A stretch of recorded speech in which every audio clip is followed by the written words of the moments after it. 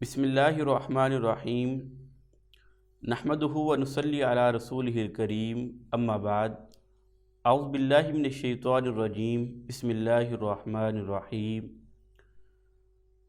وَلَقَدْ يَسَّرْنَا الْقُرْآنَ لِلذِّكْرِ فَهَلْ مِن مُدَّكِرٍ۔ ناظرین کرام، ہر مسلمان اور مومن شخص کا یہ عقیدہ ہے کہ قرآن کریم آسمان سے نازل ہونے والی اللہ تعالیٰ کی آخری کتاب ہے، جو ہمارے نبی محمد الرسول اللہ صلی اللہ علیہ وسلم پر نازل کی گئی، اور قرآن کریم دنیا کی کتابوں میں سے بہترین کتاب ہے۔ یہ انسانیت کے لیے اللہ تعالیٰ کا پیغام ہے۔ قرآن کریم رحمت اور ہدایت کا سرچشمہ ہے۔ قرآن کریم گمراہ لوگوں کے لیے ہدایت کا ذریعہ ہے۔ قرآن کریم مشکلات میں مبتلا لوگوں کے لیے رہنما ہے۔ قرآن کریم نا امیدوں کے لیے ایک امید کی کرن ہے۔ یہ اعجاز اور معجزات جو قرآن رکھتا ہے، ایک انسان کے لیے قرآن کو سمجھے بغیر حاصل کرنا ناممکن ہے۔ ایک ایسا شخص جو قرآن کا فہم نہیں رکھتا، وہ یہ تمام معجزات جو قرآن رکھتا ہے ان کو حاصل نہیں کر سکتا، کیونکہ قرآن کریم کے نزول کا اصل مقصد وہ تلاوت کرنا نہیں۔ قرآن کریم کے نزول کا اصل مقصد قرآن کی سمجھ ہے، اس کی تعلیمات کو فالو کرنا ہے۔ قرآن کریم کے نزول کا اصل مقصد قرآن کی تعلیمات کی پیروی کرنا ہے۔ تلاوت یہ اصل مقصد نہیں ہے، اگرچہ تلاوت کا اجر و ثواب اپنی جگہ پر ہے۔ جیسے نبی صلی اللہ علیہ وسلم نے فرمایا کہ جو شخص ایک حرف قرآن کا پڑھ لیتا ہے، اللہ تعالیٰ اس کو 10 نیکیاں عطا کرتے ہیں۔ وَلَا أَقُولُ أَلِف لام حرف بل الف حرف ولام حرف ومیم حرف، کہ ایک حرف کے بدلے 10 نیکیاں ہیں۔ نبی صلی اللہ علیہ وسلم نے فرمایا، میں نہیں کہتا کہ الف لام ایک حرف ہے، بلکہ الف علیحدہ حرف ہے، لام ایک حرف ہے، میم ایک حرف ہے۔ جو شخص یہ الف لام کا کلمہ بول دیتا ہے، اس کو 30 نیکیاں اللہ تعالیٰ کی طرف سے مل جاتی ہیں، عطا کر دی جاتی ہیں۔ تو قرآن کریم کی تلاوت کرنے کا، قرآن کریم کو پڑھنے کا اجر و ثواب وہ اپنی جگہ پر موجود ہے، لیکن قرآن کریم کی سمجھ، قرآن کریم کا فہم، یہ قرآن کریم کے نزول کا اصل مقصد ہے۔ اگر کوئی شخص ایک دن کے اندر قرآن کریم کو 10 دفعہ اس کی تلاوت کر لے، 10 دفعہ اس کو مکمل پڑھ لے، اور اس کے بدلے میں ایک مسلمان، ایک شخص صرف 10 صفحے قرآن کریم کو سمجھ کر پڑھ لے اور پھر قرآن کریم کی تعلیمات پر عمل کر لے، تو میرے خیال میں وہ قرآن کریم کو 10 دفعہ مکمل پڑھ لینا، یہ اس سے بہتر یہ ہے کہ قرآن کریم کے 10 صفحات کو سمجھ کر پڑھ لیا جائے اور اس کی تعلیمات پر عمل کر لیا جائے۔ تو قرآن کریم کے اوپر عمل کرنا، قرآن کریم کو سمجھ کر پڑھنا، یہ ضروری ہے۔ ہمارے ہاں قرآن کریم کو سمجھنے کے، فہم قرآن کے جو طریقے رائج ہیں، ان میں سے سب سے مشہور طریقہ اور رائج طریقہ وہ قرآن کریم کے الفاظ کا ترجمہ سیکھنا ہے، اور دوسرا طریقہ قرآن کے فہم حاصل کرنے کا وہ دروس قرآن کا ہے۔ لیکن ان طریقوں میں سے سب سے اہم اور مؤثر ترین طریقہ جو ہے وہ گرامر کا طریقہ ہے، یعنی قرآن کریم کو گرامر کے ذریعے اگر سمجھا جائے، اس کا ترجمہ کیا جائے، اور انسان گرامر کے ذریعے قرآن کریم کا ترجمہ کرنا سیکھ لے، تو یہ سب سے مؤثر ترین طریقہ ہے۔ ہمارے ہاں بہت سارے لوگ یہ سمجھتے ہیں کہ گرامر ایک مشکل چیز ہے، اور وہ یہ سمجھ کر گرامر کو حاصل ہی نہیں کرتے، گرامر کو پڑھتے ہی نہیں۔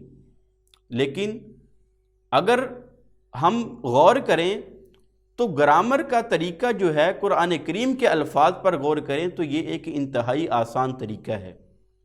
مثال کے طور پر قرآن کریم کے اندر بہت زیادہ الفاظ ایسے ہیں جو ہم اپنی روزمرہ زندگی کے اندر استعمال کرتے ہیں، بلکہ اگر قرآن کریم کے الفاظ کی ہم تقسیم کریں، قرآن کریم کے 65% الفاظ ایسے ہیں جن کو ہم اردو کے اندر اپنی روزمرہ زندگی کے اندر اپنی زبان میں استعمال کرتے ہیں، 65% الفاظ، اور قرآن کریم کے 20% الفاظ ایسے ہیں جو قرآن کریم کے اندر بار بار بیان کیے گئے ہیں، جو بار بار جن کا ذکر ہے، جو بار بار قرآن کریم کے اندر آئے ہیں۔ تو اور یہ 65 اور 20 85% الفاظ ایسے ہیں یوں سمجھے کہ جس کا ترجمہ ہمارے لیے کرنا انتہائی آسان ہے۔ 65% جن کو ہم اپنی روزمرہ زندگی کے اندر استعمال کرتے ہیں، اور 20% الفاظ جو بار بار کثرت کے ساتھ قرآن کریم کے اندر استعمال کیے گئے ہیں، کثرت استعمال کی وجہ سے انسان کو وہ یاد ہو جاتے ہیں۔ باقی صرف 15% الفاظ صرف ایسے ہیں جو خالص عربی زبان کے ہیں، جن کا صرف ہمیں معنی جاننا پڑے گا۔ تو 85% الفاظ کا تو مسئلہ ہی ہمارے ہاں حل ہو گیا، صرف ہمیں غور کرنے کی ضرورت ہے۔ صرف اگر ہم غور کر لیں تو ہمیں قرآن کریم کا ترجمہ کرنا ہمارے لیے آسان ہو جائے گا۔ ہم سورۃ الفاتحہ کو دیکھتے ہیں، ہم سورۃ الفاتحہ کا جائزہ لیتے ہیں۔ قرآن کریم کی سورۃ الفاتحہ کا آغاز ہے بسم اللہ الرحمن الرحیم۔ اب اس سورۃ الفاتحہ کے اندر جو بسم اللہ الرحمن الرحیم میں پہلا لفظ ہے با، اور ہم اس کو اپنی اردو زبان پر غور کریں تو ہم با کو کئی الفاظ کے اندر استعمال کرتے ہیں، مثلا بالکل، بالمقابل، بالواسطہ۔ تو یہ بالکل، بالمقابل، بالواسطہ، ان سب الفاظ کے شروع میں جو لفظ با ہے یہ وہی قرآن کا ہی لفظ جو بسم اللہ کے اندر با استعمال کی گئی ہے، یہ وہی لفظ ہے۔ اس کے بعد اسم، بسم اللہ الرحمن الرحیم کے اندر دوسرا لفظ ہے اسم، اور یہ بھی ہم اپنی اردو زبان کے اندر استعمال کرتے ہیں، مثلا اسم گرامی، اسم شریف۔ تو یہ اسم کو بھی ہم اپنی اردو زبان کے اندر کثرت کے ساتھ استعمال کرتے ہیں۔ اس کے بعد لفظ اللہ، اس کو بھی ہم اپنی اردو زبان کے اندر بہت زیادہ استعمال کرتے ہیں، اللہ مالک، اللہ کا واسطہ، اللہ کی رحمت، اللہ کا کرم۔ تو یہ ایسا لفظ ہے جس کو ہم کثرت کے ساتھ اپنی زبان کے اندر استعمال کرتے ہیں۔ آگے الرحمن الرحیم، رحمت، رحمان، رحیم، اللہ کی رحمت۔ تو یہ رحمت، رحمان، رحیم کو بھی ہم اردو کے اندر بہت زیادہ کثرت کے ساتھ استعمال کرتے ہیں۔ پھر اس کے بعد آ گیا الحمد۔ الحمد کے اندر حمد باری تعالی، اس کو بھی ہم اردو کے اندر استعمال کرتے ہیں۔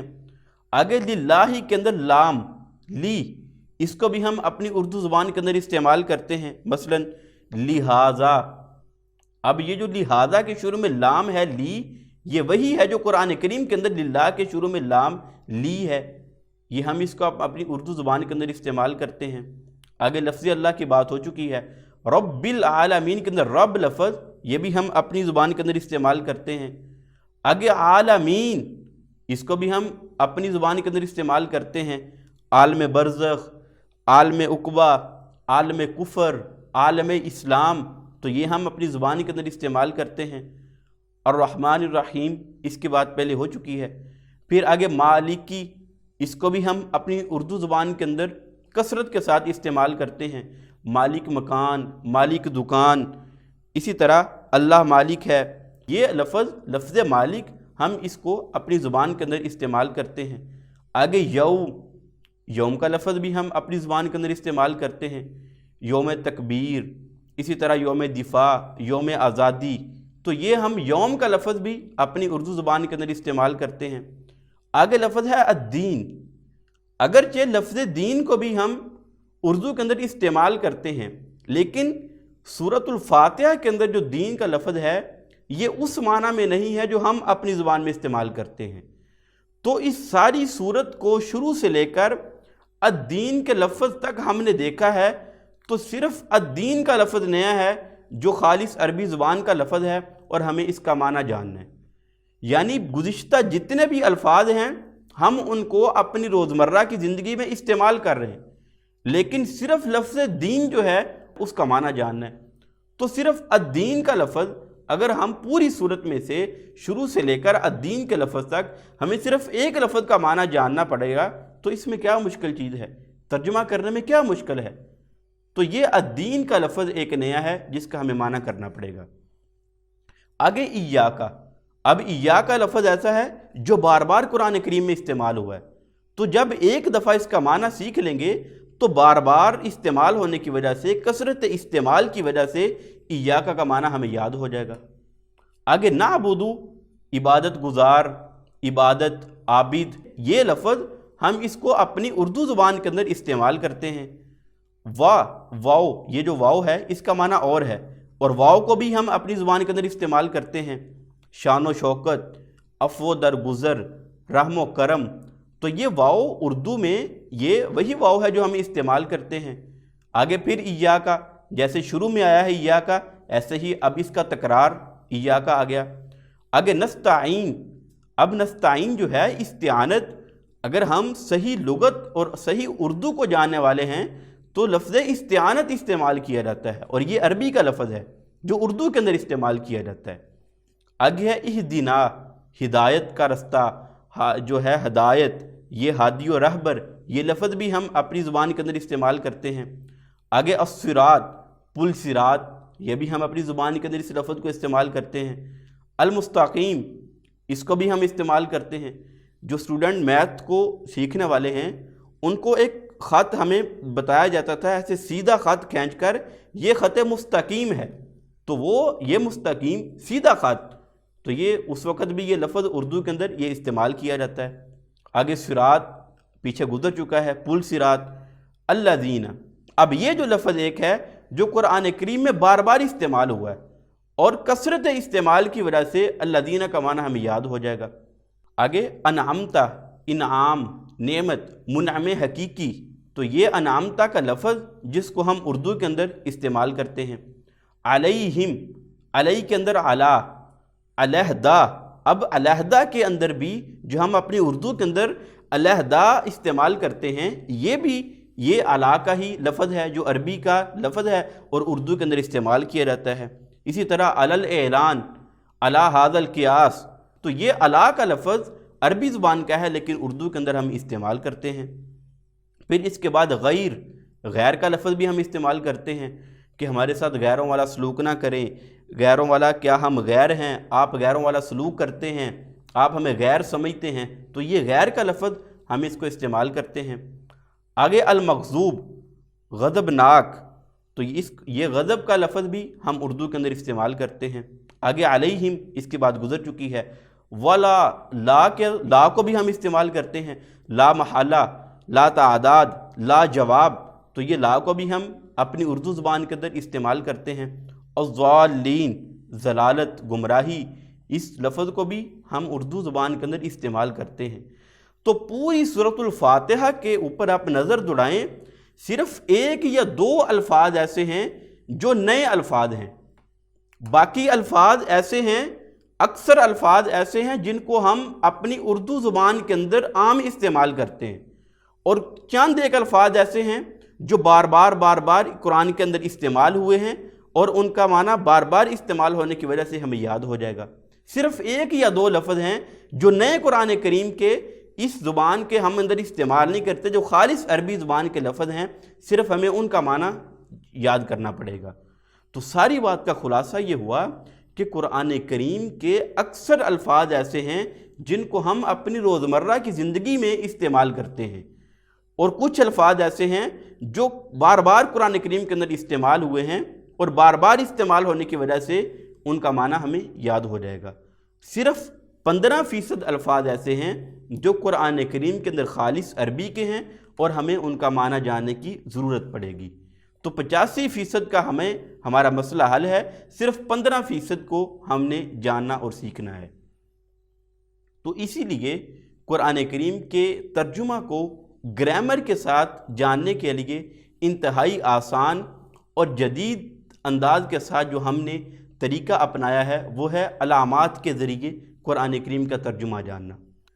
قرآن کریم کے الفاظ کا علامات کے ذریعے ترجمہ کیسے کیا جائے گا، اس کو جاننے سے پہلے ہمیں کچھ چیزیں جاننا پڑیں گی۔ سب سے پہلی چیز کلمہ اور اس کی اقسام۔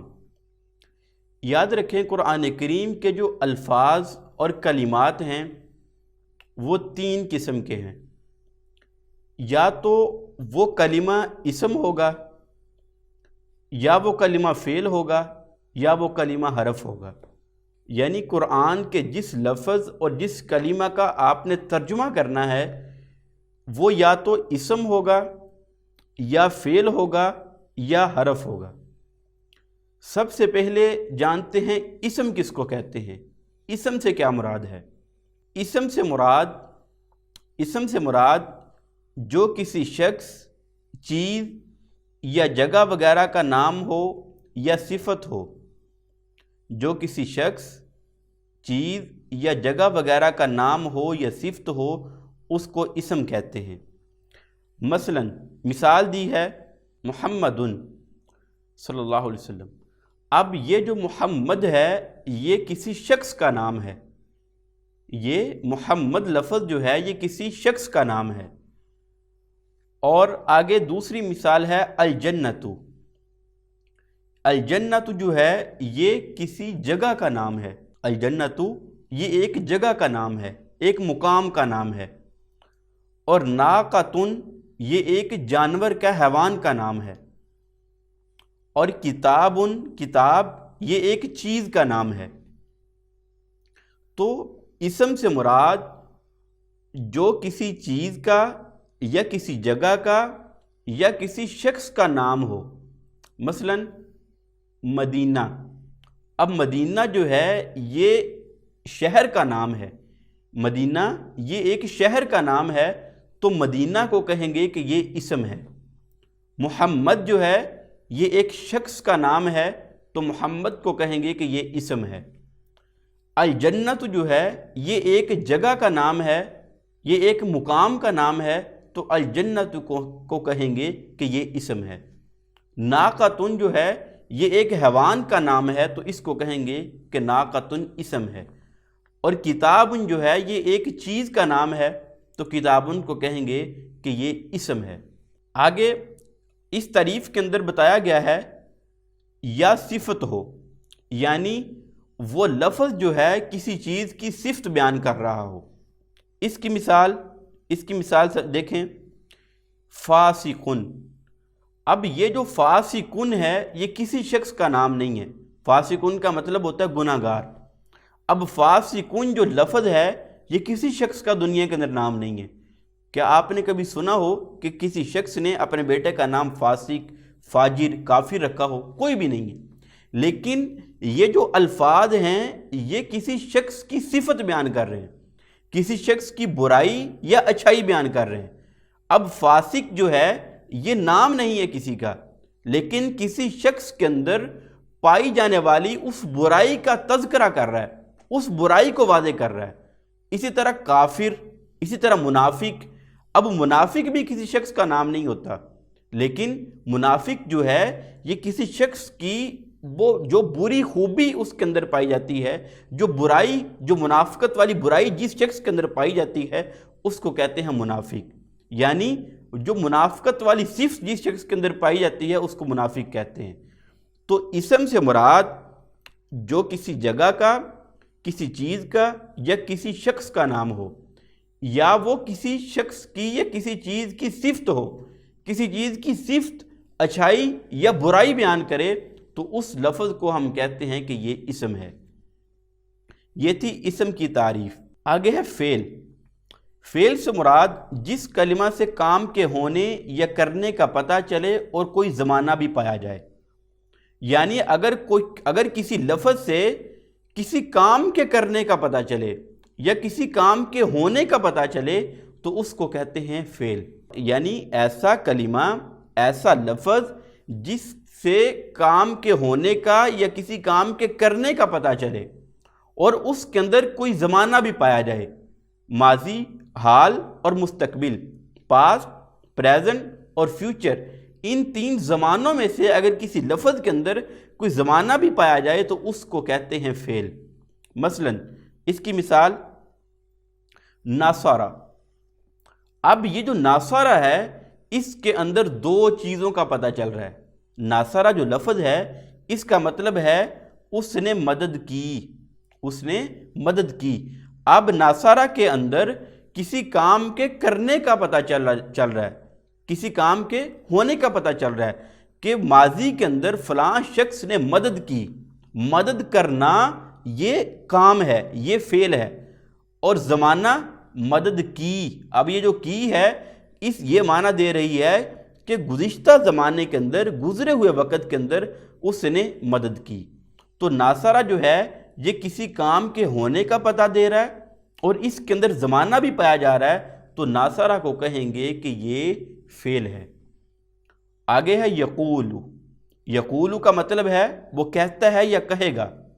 اب یقول جو ہے اس کا مطلب ہے کہتا ہے یا کہے گا، تو کہنا، بولنا، کہنا یہ ایک کام ہے، تو اس کے اندر کام کے کرنے کا بھی پتہ چل رہا ہے، اور کہے گا یا کہتا ہے یعنی وہ موجودہ زمانے میں پریزنٹ کے اندر کہہ رہا ہے یا فیوچر کے اندر کہے گا، تو اس کے اندر زمانہ بھی پایا گیا، وقت بھی پایا گیا، تو اس لفظ کو ہم کہیں گے یقول کو کہ یہ فعل ہے۔ آگے ہے کلمے کی تیسری قسم حرف۔ حرف سے مراد وہ کلمہ ہے جو نہ اسم ہو نہ فعل، بلکہ اسموں اور فعلوں کو آپس میں ملانے کا کام دے، اور اگر الگ استعمال ہو تو کوئی خاص فائدہ نہ دے۔ یعنی ایسا کلمہ جو نہ اسم ہے نہ فعل ہے، وہ کلمہ جو نہ اسم ہے اور نہ فعل ہے، یعنی وہ نہ کسی شخص کا نام ہے، نہ کسی چیز کا نام ہے، نہ کسی جگہ کا نام ہے، اور نہ ہی اس کلمے کے اندر کوئی زمانہ پایا جا رہا ہے، تو اس کلمے کو کہتے ہیں حرف۔ اور حرف کام کیا کرتا ہے؟ فعلوں کو آپس میں ملانے کا کام دے، یعنی دو فعل یا دو اسم یا ایک فعل یا ایک اسم، ان کو آپس میں ملانا ہو تو درمیان میں جو ملانے کا ذریعہ بنتا ہے اس کو کہتے ہیں حرف۔ مثال دیکھیے، فی۔ اب یہاں پر مثال ہے فی، یعنی فی کا معنی ہے میں۔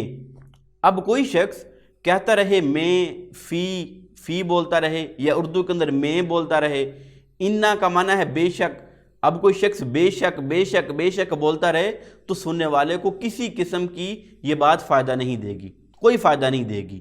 تو انا کا معنی اس وقت سمجھ آئے گا جب یہ کسی اسم کے ساتھ یا کسی فعل کے ساتھ مل کر آئے گا۔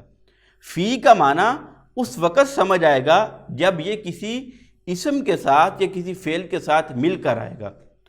تو آج کے سبق کے اندر ہم نے کلمہ اور اس کی تین اقسام کو پڑھا ہے۔